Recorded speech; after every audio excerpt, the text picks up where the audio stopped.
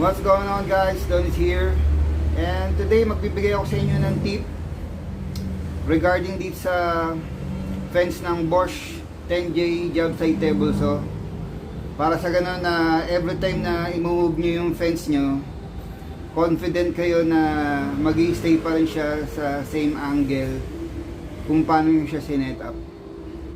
And before that, bibigyan ko rin ng tip yung mga nagtatanong sa akin regarding sa pagluwag ng allen screw sa ilalim. Kasi sa pag tune up nito, yun ang pinakamahirap yung luluwagan mo yung allen screw. At saka kung anong klaseng tape yung ginamit ko dun sa miter sled ko para mawala yung plane niya. So let's begin.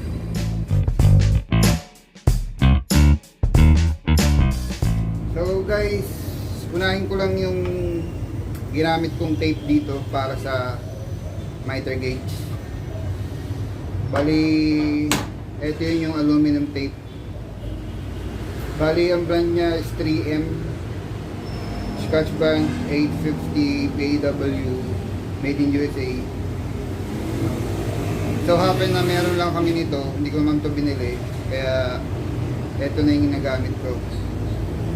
Yun na mga 7 strips ang nagamit ko to dito per side. Ngayon para pag nilagay mo siya, wala siyang ka-play pero maganda pa rin yung galaw niya. Suwabi pa din. So guys, ang next tip naman natin is about sa allen screw, yung nilulugan para ma-align yung blade. So meron siya dito dalawa sa harap, meron din siyang dalawa sa likod. So talagang mahirap tanggalin yung allen screw niya. It's either masira yung allen wrench mo o ma-loose thread na yung allen screw. Ito for example, meron akong example na screw dito. Kasi pag nilagyan mo ng leverage yan, dahil mahaba to, yung puwersa niya nandito sa bandang elbow Ngayon, kaya pag nilakasan mo na yung pihit mo, nag-slip lang minsan. Pag pinipihit mo na mag-slip kasi nagbe-bend to dahil mahaba. Ito nga nasira na yung allen screw ko, tapos parang yung isa ko di sa likod medyo na loose thread na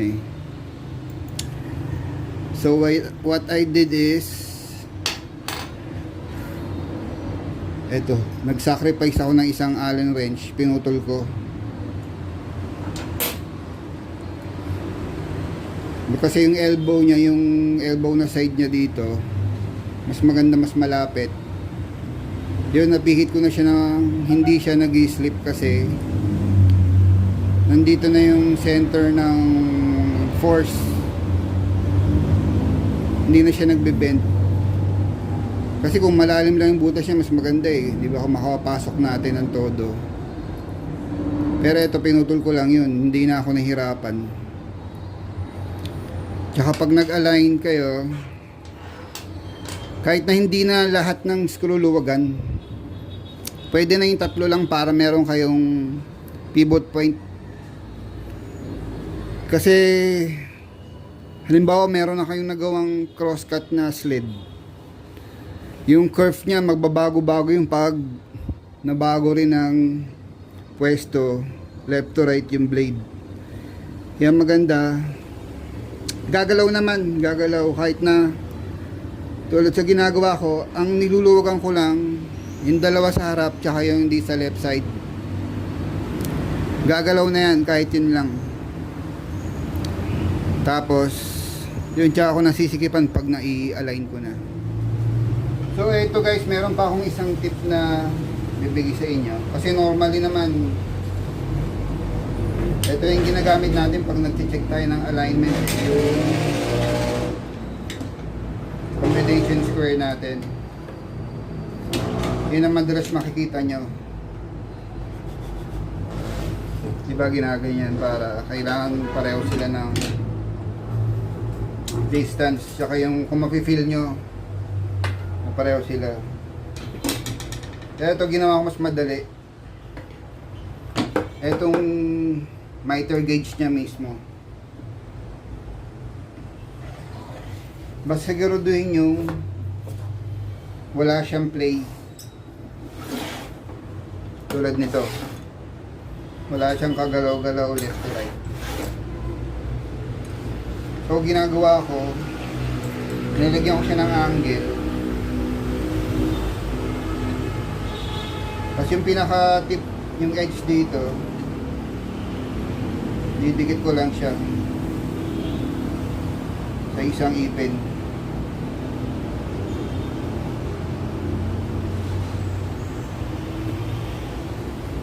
Yan na, yung may dulo niya na hindi pa masyado nakadikit.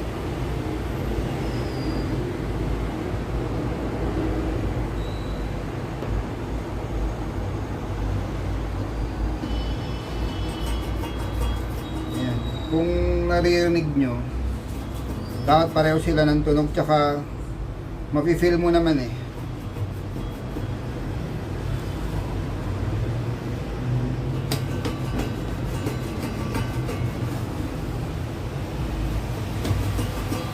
Dapat pareho sila ng tunog, tsaka kung ano yung pakiramdam mo sa pagtama. Ganun din, pwede rin ito pang align ng fence.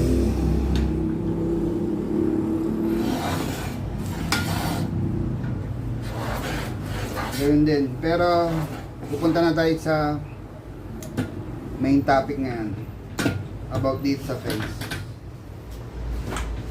So guys, napansin ko lang dito sa fence ng Bosch 10J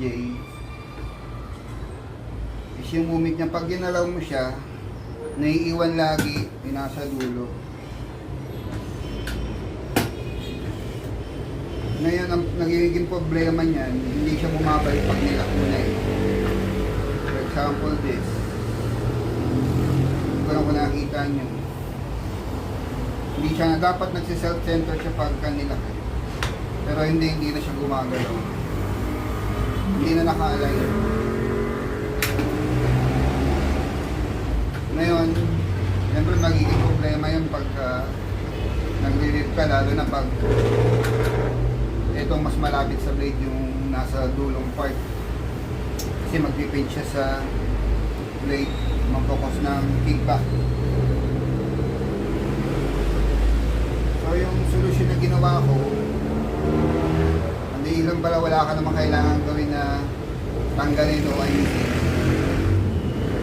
Nasa pagtulak lang din. Papakita ko sa inyo.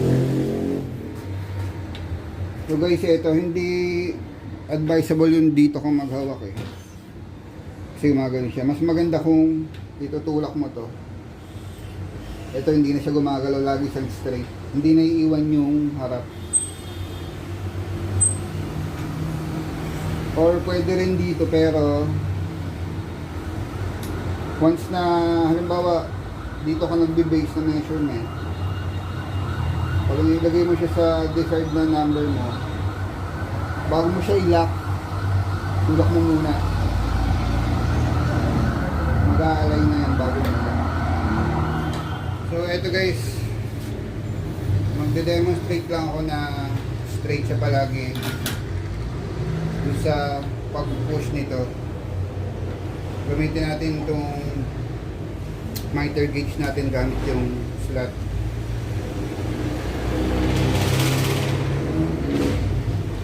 So ito, yun ko siya, ipupush mo to.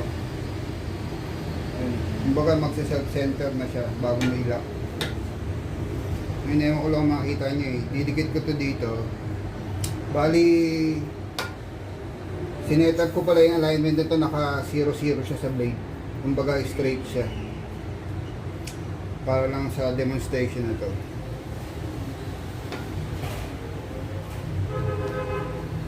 Ngayon makikita nyo dito nakadikit siya. Pag ginalaw ko, Ganun pa rin yung distance niya. Nakadikit siya dito hanggang sa dulo. Ngayon pag hindi ko to ginalaw, minove ko lang siya ng ganyan, normal. Nakikita niyo naman ngayon, lumuluwag doon. Hindi na siya naka-center. Hindi na diretso.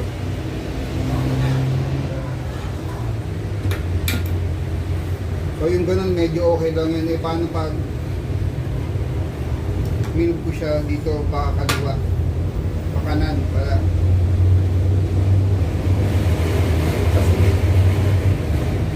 Tapos hindi ko pinush, nila ko lang kaagad. Ayan natin.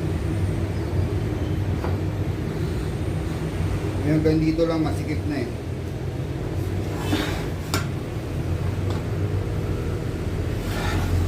So, mas malapit to sa blade. Kung makikita nyo, nakadikit siya doon, dito hindi. Pero pagka ginalaw ko ulit siya dun sa ginawa kong technique, pinush ko to bago ko ilak.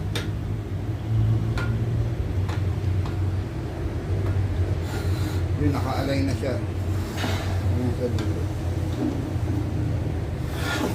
Pareho sila na distance.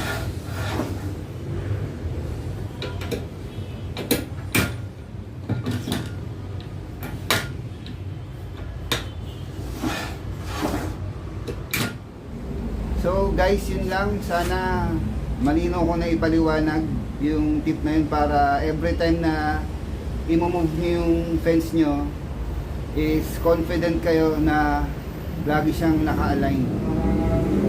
So thanks for watching and see you on the next one.